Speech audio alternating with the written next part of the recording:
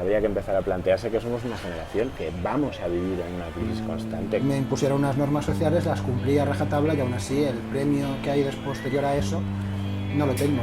Pues el máster empezó a 24 euros el crédito y el año siguiente fueron 42 euros el crédito. De hecho, cuando me fui a Inglaterra me fui porque me dejé el máster. Yo tengo amigos que sí, que están fuera del país, ¿no? Y a algunos les ha ido muy bien y a otros les ha ido peor. Somos la generación con menos expectativas porque todavía no ha llegado la siguiente, que creo que va a tener todavía menos expectativas. Yo creo que una de las cosas más graves de esta crisis ya no es solo económica o política, es el tema de la cantidad de gente que se está sintiendo sola y se está sintiendo abandonada, ¿no? Estudias como un imbécil, trabajas como un imbécil y al final lo único que te queda es la cara de imbécil. Del 2012 al 2013 se n'anaren de colpa repent Gary, Marc, Maika, Sergi. Y si esto no es el fin, si esto no es el fin. Cuando llevas 9 años en una empresa, haciendo la misma rutina, llevando el mismo uniforme, haciendo lo mismo durante 9 años y piensas, bueno, ¿y qué más hay, no? Es decir, si sigo en esta empresa puedo plantarme con 50 años sin haber hecho nada en la vida más que haber cumplido con mi deber de buen obrero. Pues quise también dar un poco un cambio a mi vida y decidí que una buena forma era estudiar, que me interesa lo que estoy estudiando. Entonces yo estoy haciendo la carrera universitaria más bien por los años de universidad. ¿Qué haré después? No lo sé. Yo creo que lo que valoro son esos años de universidad, ¿no? No sé qué haré después con el título. Quizá lo cuelgue en la taquilla de la fàbrica. Vaig fer magisteri infantil i després del magisteri doncs, em vaig clavar en història perquè em molava prou la investigació i tal. Vaig fer història, vaig fer un màster d'història contemporània i després el doctorat doncs, em vaig especialitzar en temes de conflictivitat social i jo a hores d'ara doncs, estic visquent dels estalvis d'una beca d'investigació que vaig obtindre a l'any 2010. Seguramente trabaje en el colegio más exclusivo de toda la Comunidad Valenciana. Tengo que pagar facturas, ¿no? Esa es la primera motivación. Evidentemente me gustaría estar trabajando no en un colegio, sino en una universidad, que es para lo que he estudiado, y me gustaría que fuera en la pública. Contradicciones, joder, contradicciones 1000, por supuesto. Pero la historia es que llevaba 2 años y pico en paro. 90% de la gente de este país trabaja en la empresa privada, no es trabajar para Satán, precisamente. Tengo un pasado oscuro. Yo cuando era adolescente era católica. Y estaba en un grupo tipo scout. Y nada, pues siempre hacíamos algún voluntariado. Entonces el tema de lo social realmente siempre me ha molado mogollón. Mi mejor amiga toda la primaria era una persona con una diversidad funcional que no entendía por qué era tan diferente. O sea, para mí era normal, simplemente ella tenía otra forma diferente de funcionar y de ver el mundo.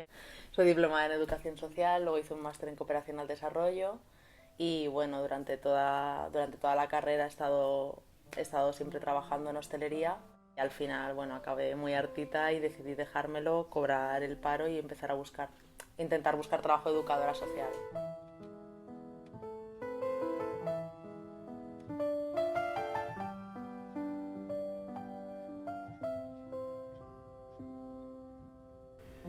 Hi ha estructures i dinàmiques molt viciades.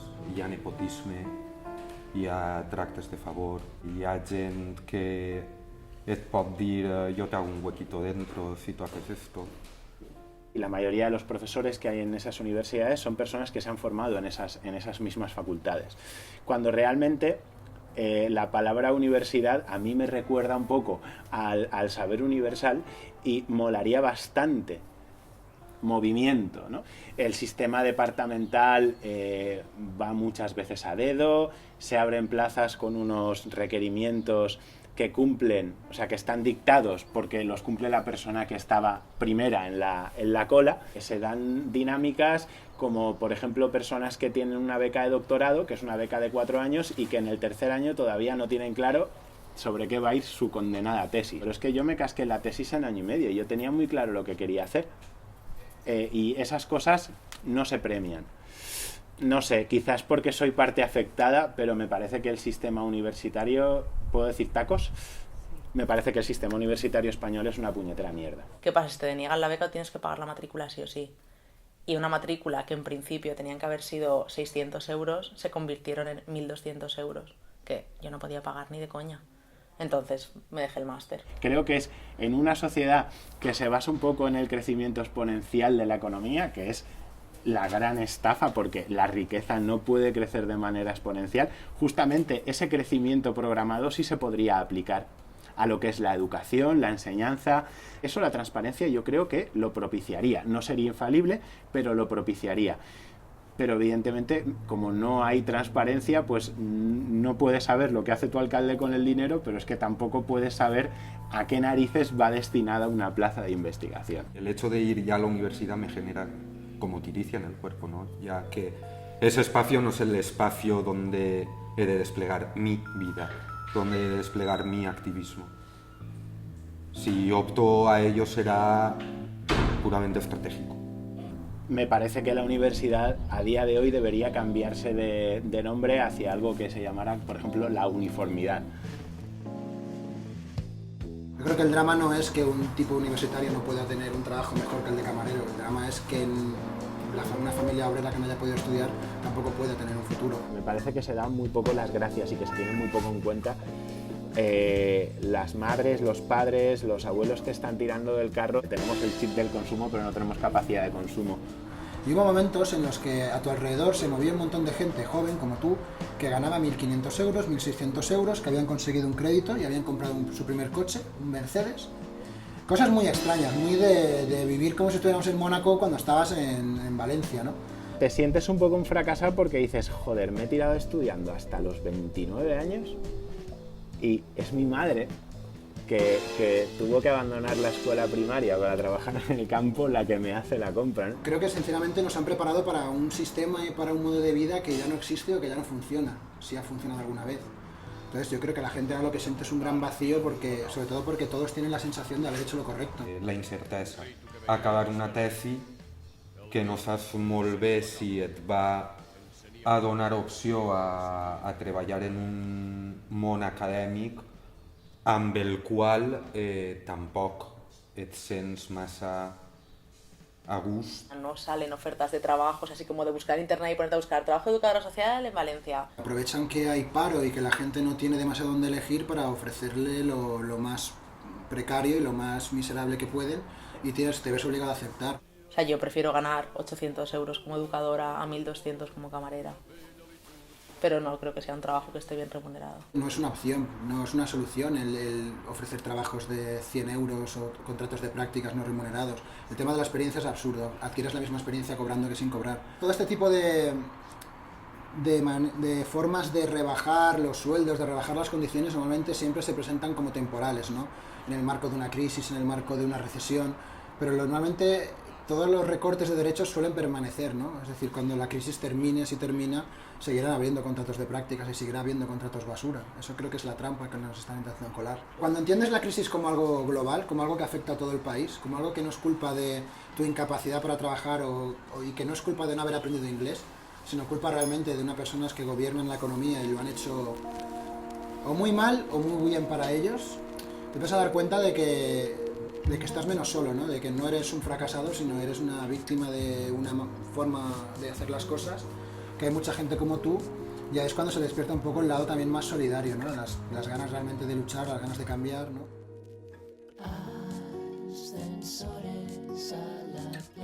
Para mí no vivir con mis padres ha supuesto crecer mucho.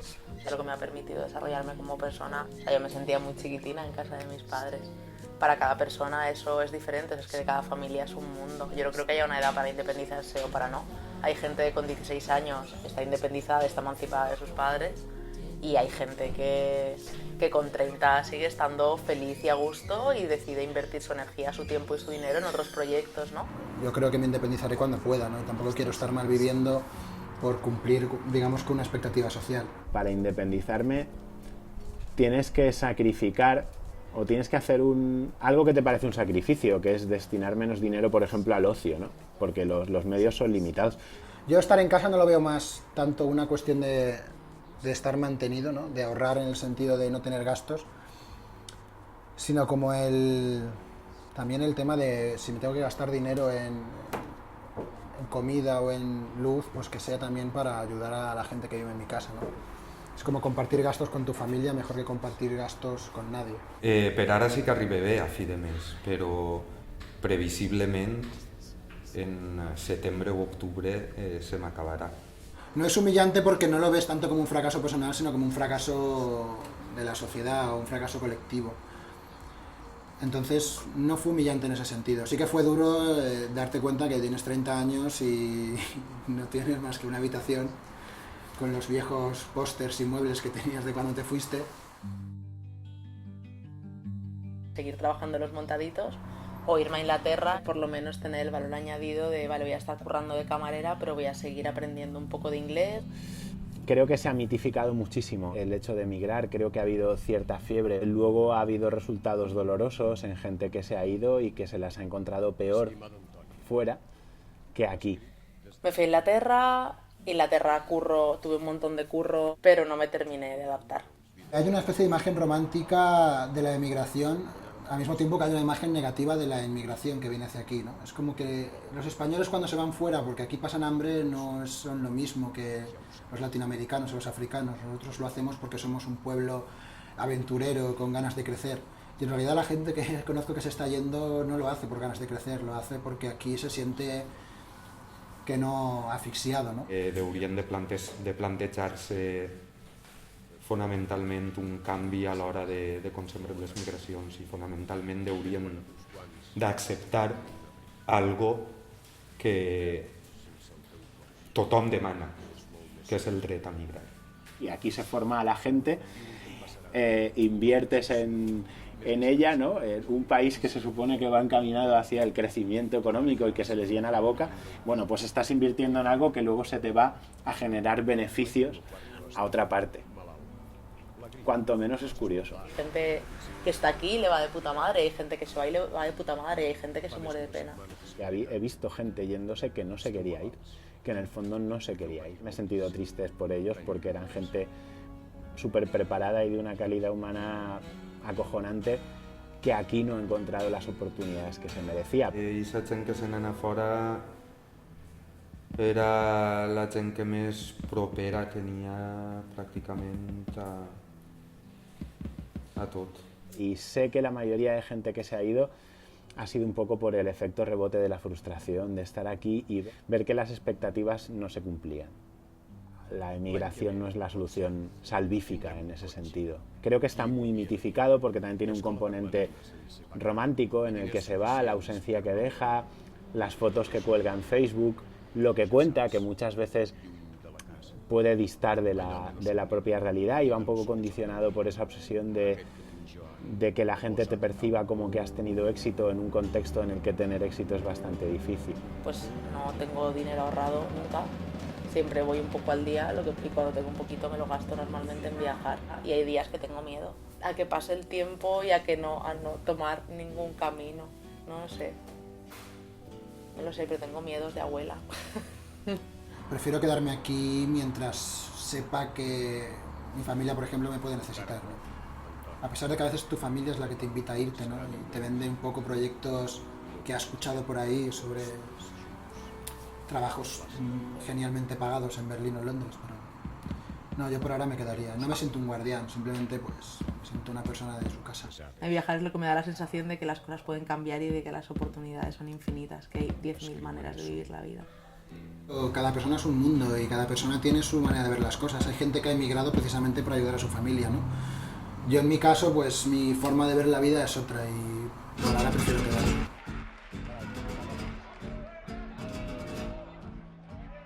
Ha habido momentos de más eclosión de movimientos sociales, creo que hay ciertas cosas que son un poco desmovilizadoras. El surgimiento de ciertos partidos políticos se ha interpretado quizá mal, porque ha habido gente que ha parecido conformarse con eso. Creo que es un poco oscilante, creo que hay picos en los que la gente sale a la calle y dice vamos a tomar aquí el Palacio de Octubre.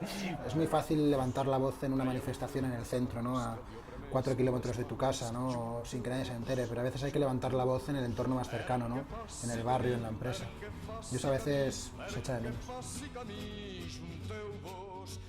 Muchas veces se nos olvida, cuando estamos con nuestros llantos de problemas del primer mundo, nos olvidamos de que hay gente que lo está pasando realmente mal. Entonces, me parece que todo esto puede ser una excusa cojonuda para modificar un poco la realidad, que no es como nos la habían vendido, hacia algo un poco más equitativo, un poco más justo. No hablo de alzar el puño y cambiar aquí el mundo en plan super destroyer, hablo de hacer tus pequeños aportes. La salida también está en crear redes y en crear apoyo entre todos. Estàs fent algo que t'agrada, que a lo que li dediques temps, però eres conscient que te lleva temps de lo altre que has de fer. I el has de fer és ja com una imposició moral. Y ahí saco ratos de donde puedo.